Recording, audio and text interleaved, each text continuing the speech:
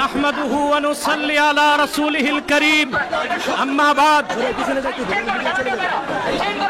সম্মানিত সভাপতি, বাংলাদেশের শীর্ষ পর্যায়ের উলামায়ে কেরাম, সংগ্রামী সাথী ও বন্ধুগণ, আজ আপনারা এখানে কেন উপস্থিত হয়েছেন ভালো করেই অবগত আছেন।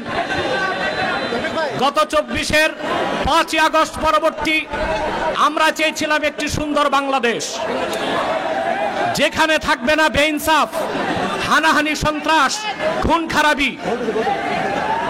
হাজারো আলেম ওলামা, পীর মাশায়েখের রক্তের উপর ভেসে এসেছে অভ্যুত্থান পরবর্তী বাংলাদেশের এই অভ্যুত্থান। অথচ আজ এই স্বাধীন বাংলায় সবচেয়ে পরাধীন হচ্ছে ইসলামপন্থীরা। তাদেরকে জঙ্গি তকমা দিয়ে পরাজিত পতিত ফ্যাসিবাদী সরকারের ভাষা এখন শোনা যাচ্ছে বর্তমান সরকারের কিছু দায়িত্বশীলদের মধ্যে। যেভাবে 16 বছরের ফ্যাসিবাদ ভেসে গেছে, আরেকটা বিপ্লবের তোরে মার্কিন দালাল যারা বাংলাদেশে মার্কিন এজেন্ডা বাস্তবায়ন করতে চাও তারাও ভেসে যাবে। প্রিয় ভাইরা, আপনারা দেখেছেন জাতিসংঘের বিতর্কিত মানবাধিকার কমিশন ঢাকায় কার্যক্রম শুরু করেছে। আমরা এটা চাই নাই। পৃথিবীর 16টি যুদ্ধ বিধ্বস্ত রাষ্ট্রে জাতিসংঘ মানবাধিকার কমিশন কাজ করে। আমার প্রশ্ন, বাংলাদেশ কি যুদ্ধ বিধ্বস্ত না স্বাধীন বাংলাদেশ? তাহলে এখানে জাতিসংঘের মানবাধিকার কমিশন কেন? তাহলে বোঝা যাচ্ছে মার্কিন দালালরা বাংলাদেশকে যুদ্ধের দিকে ঠেলে দিচ্ছে। এক সাগর রক্তের বিনিময়ে হলেও 55,000 বর্গ মাইলের বাংলাদেশের কোন 1 ইঞ্চি জায়গায় মার্কিন আগ্রাসনকে প্রতিষ্ঠিত হতে দেওয়া হবে না, হবে না, হবে না। প্রয়োজনে সাইফুদ্দিন কুতুস, রুকনুদ্দিন বাইবার্স, শাহজালাল ইয়ামানির উত্তরসূরিরা আরেকবার দেশের স্বাধীনতা রক্ষায় সশস্ত্র বিপ্লবের ডাক দিতে বাধ্য হবে। আমি বলে থাকি, জাতিসংঘ, United nation is nothing but A Christian club. জাতিসংঘ মুসলমানের পক্ষে কখনো কাজ করে না। অমুসলিমদের অধিকার রক্ষাই তাদের কাজ। গাজাতে বছরের পর বছর নিরীহ মুসলমানকে হত্যা করা হচ্ছে, সেখানে মানবাধিকার কমিশন কেন না? কাশ্মীরে মুসলমানদের হত্যা করা হচ্ছে, সেখানে মানবাধিকার কমিশন কেন না? চায়নার উইগুরে মুসলমানদের হত্যা করা হচ্ছে, সেখানে মানবাধিকার কমিশন কেন না? আমরা জানি মানবাধিকার কমিশন কেন। আল্লাহ ও তার আখিরি নবী নূর নবীজি মুহাম্মদ সাল্লাল্লাহু আলাইহি ওয়াসাল্লামের আরশচুম্বী সম্মান মর্যাদার বিরুদ্ধে যে কুলাঙ্গার শাতেম কাফেররা বক্তব্য দিবে, তাদের শাস্তির দাবি করলেই মানবাধিকার কমিশন তাদের পক্ষে ঢাল হয়ে দাঁড়াবে।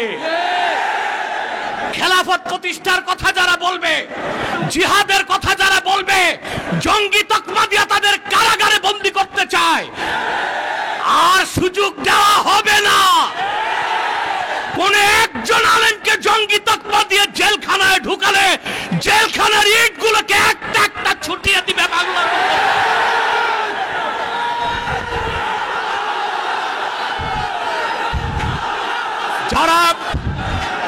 যারা শরিয়া রাষ্ট্র চায়, যারা জিহাদে বিশ্বাসী, তাদেরকেই পশ্চিমারা জঙ্গি বলে।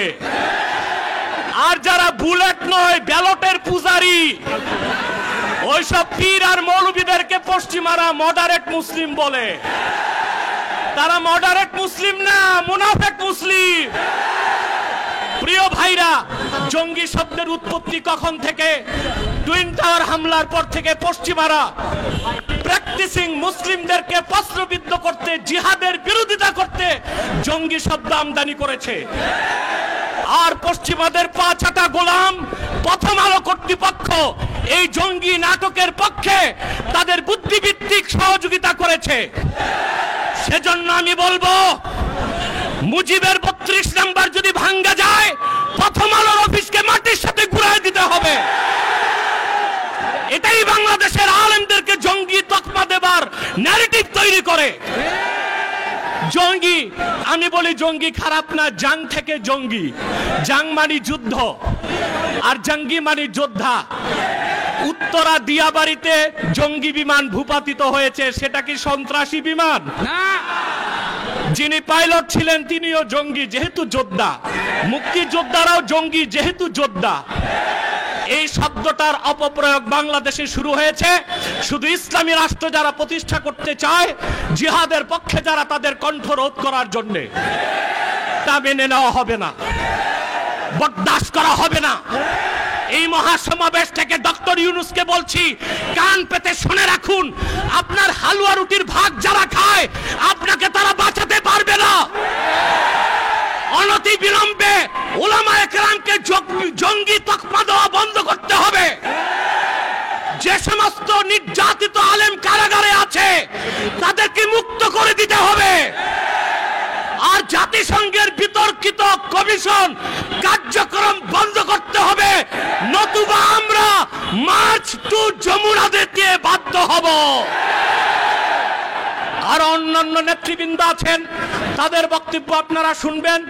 আমি আপাতত বিদায় নিচ্ছি, আপনাদের সহযোগিতা চাই। পিছনে যারা আছেন এখনো সামনে জায়গা আছে, আপনারা যেতে পারেন। আর একটু ফাঁকা করে দাঁড়ান, নতুবা হিট স্ট্রোকের সম্ভাবনা আছে। একটু 2 হাত পিছনে চলে যান, মিডিয়াকে সামনে আসার সুযোগ করে দেন। ওয়াখির দাওয়ানা আলহামদুলিল্লাহি রাব্বিল আলামিন।